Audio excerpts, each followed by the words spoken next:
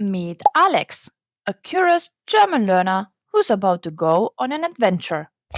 One day, Alex says, I want to travel the world in German.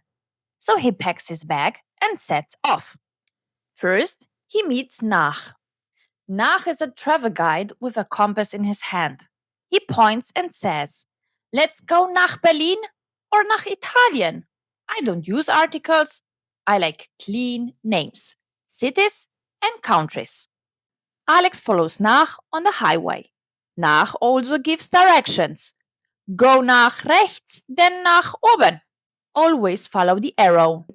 Then they stop and meet Zu, the polite one with a gift in their hand.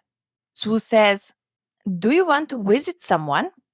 Let's go zum Arzt, zur Schule or zu Oma's house. I'll show you the way. Alex asks, And when I go swimming or shopping? Zu smiles. Easy. We'll go zum Schwimmen, zum Einkaufen.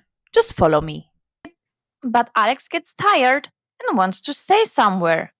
That's when Bai appears, sipping tea and relaxing.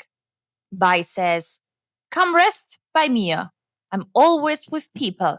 You can say, Ich bin bei meiner Freundin or bei der Arbeit. Cozy, right? Alex feels safe sitting next to Bai in the garden.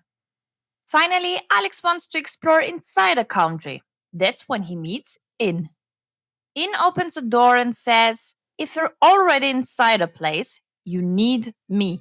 You say, Ich bin in Deutschland or im Kino. Alex nods. So, Nach helps me get there. Zu takes me to the people and places. Bei keeps me company. And In shows me when I'm already inside. The four prepositions smile and say, Exactly.